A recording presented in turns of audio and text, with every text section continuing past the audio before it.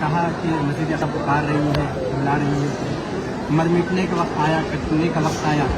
اصل یہ اسٹرکچر بنانے کا مقصد تو یہ ہے کہ مسلمانوں کو بھلا دیا جا رہا ہے کہ مسجد اقصی کی حقیقت کیا ہے، اس لیے مسجد اقصی کی حقیقت ہمارے سامنے صاف ہو جائے، واضح ہو جائے، اس لیے آپ کے سامنے یہ ڈھانچہ بنایا گیا ہے۔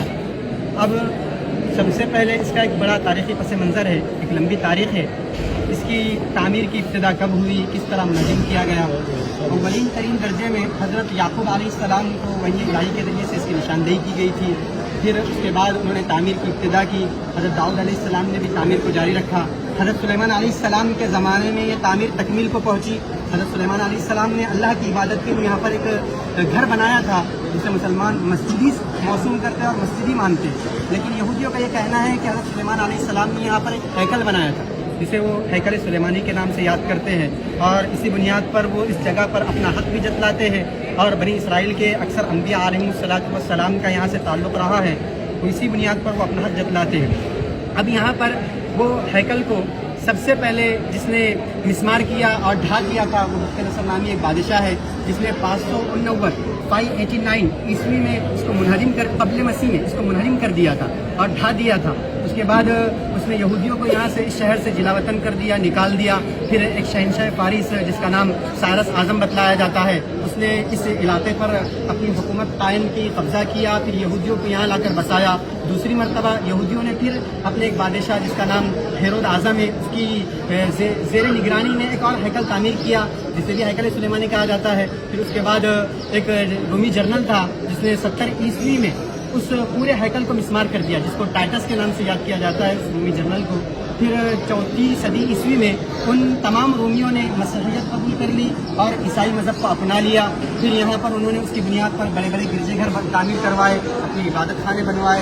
اس احاطے کی جو مقدار پیمائش رقبہ ہے کم و بیش 36 ایکڑ پر پھیلا ہوا ہے، اور اس کے ایک جانب بیت الحم نامی شہر ہے جس کو آپ نے گزشتہ نقشے میں جان لیا ہے، وہ حضرت عیسیٰ علیہ السلام کی جائے پیدائش ہے۔ اسی مناسبت سے وہ مسیحیوں کے نزدیک کافی مقدس جگہ مانی جاتی ہے، اور ان کے عقیدے کے مطابق اس علاقے میں حضرت مسیح علیہ السلام کا ایک مقبرہ ہے جو بالکل غلط عقیدہ ہے۔ قرآن اس کی ترجمانی کرتا ہے، بتلاتا ہے کہ حضرت مسیح علیہ السلام کو اوپر اٹھا لیا گیا۔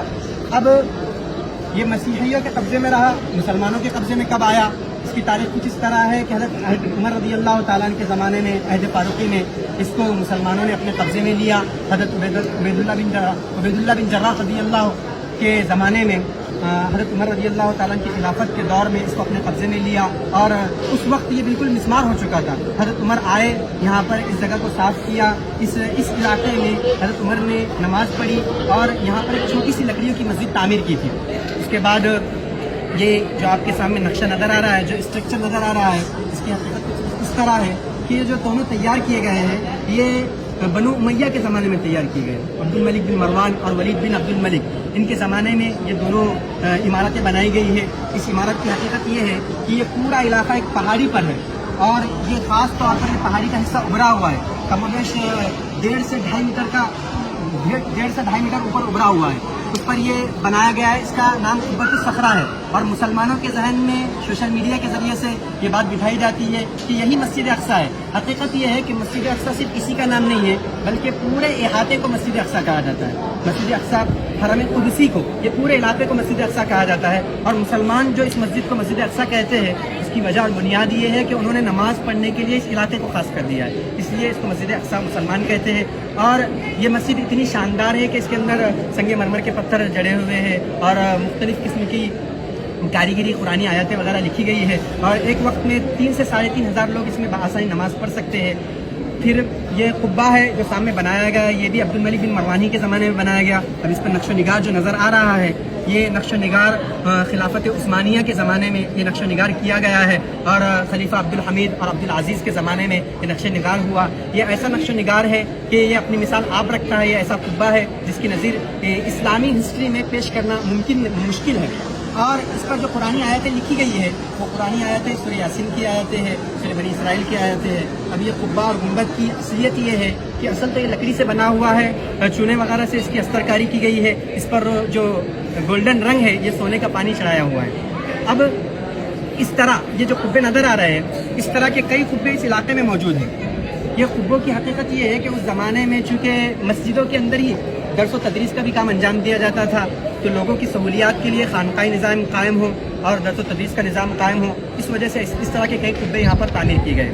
اب اس مسجد کے بازو میں، جس کو لوگ مسجد اقصیٰ کہتے ہیں مسلمان، اس کے بازو میں ایک میوزیم ہے جو 10 مسلمان ادوار کو بتلاتا ہے۔ اس کے اندر 10 مسلمان ادوار کے عجائبات رکھے ہوئے ہیں اور 600 ایسے قرآنی نسخے رکھے ہوئے ہیں جس کو الگ الگ خطوں میں لکھا گیا ہے۔ اب یہ دیوار ہے، اس دیوار کے متعلق مسلمانوں کا عقیدہ تو یہ ہے کہ یہاں پر آپ علیہ السلام کا براق باندھا گیا تھا۔ عیسائی یہودیوں کا عقیدہ یہ ہے کہ 70 عیسوی میں جو رومی جنرل تھا ٹائٹس، اس نے جو ہیکل سلیمانی تعمیر منہدم کر دیا تھا، اس کا باقی ماندہ حصہ یہ ہے۔ اسی وجہ سے وہ اپنی ایک عبادت کی نشاندہی کے طور پر یہاں پر آتے ہیں، گریہ وزاری کرتے ہیں، اپنی منتوں مرادوں کی چٹیاں یہاں پر رکھتے ہیں۔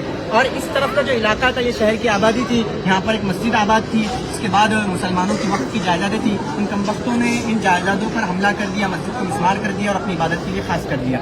اب وہاں پر ایک کنواں نظر آ رہا ہے۔ اس کنویں کی حقیقت یہ ہے کہ اس طرح کے کم و بیش 25 کنویں اس احاطے میں بنے ہوئے ہیں تاکہ جو زائرین آتے ہیں ان کے لیے پانی کا صحیح طور پر انتظام ہو سکے۔ وہ کنویں کی آپ کو شکل نظر آئے گی۔ یہ ایک فاؤنٹین اور فوارہ بنا ہوا ہے۔ اس کے سلسلے میں یہ ہے کہ صلاح الدین ایوبی رحمۃ اللہ علیہ نے اپنے دور میں اس کو مسلمانوں کی سہولیات کے لیے اور مسلمانوں کے پانی کے انتظام کے لیے تعمیر کیا تھا۔ اس باؤنڈری میں کم و بیش 14 دروازے ہیں۔ ایک دروازہ نمونے کے طور پر بنا دیا گیا ہے جس کو گولڈن ٹیمپل کہتے ہیں۔ یہاں پر سلیمان علیہ السلام کا استقبال کہا جاتا ہے۔ اس کو پہلے زمانے، اب تو اس کی کوئی علامت اور نشانی باقی نہیں رہی، بلکہ یہاں پر ایک نیچے تل میں ایک مسجد ہے جس کو مسجد مروان کہا جاتا ہے۔ اور وہی مسجد کے متعلق یہ بات بھی ہے کہ یہی وہ مسجد ہے جہاں مریم علیہ السلام رہا کرتی تھی، اور یہ اب اس کی کوئی حقیقت باقی نہیں رہی۔ اسی طرح ہم یہ آپ کے سامنے جو اسٹرکچر اور پورا نقشہ پیش کر رہے ہیں، مقصد تو یہ ہے کہ کسی نہ کسی طرح ہمارے ذہن میں مسجد اقصیٰ کی یاد تازہ ہو جائے اور یہ بات ہمارے ذہن میں آ جائے کہ مسجد اقصیٰ کیا ہے، کیا حقیقت ہے، تاکہ ہمارا جو اس سے رشتہ ہے وہ مضبوط سے مضبوط ہوتا جائے اور ہم اس کے سلسلے میں فکر اور کوشش کریں۔ اللہ تعالیٰ سے دعا ہے کہ اللہ تعالیٰ اس بات کی توفیق عطا فرمائے۔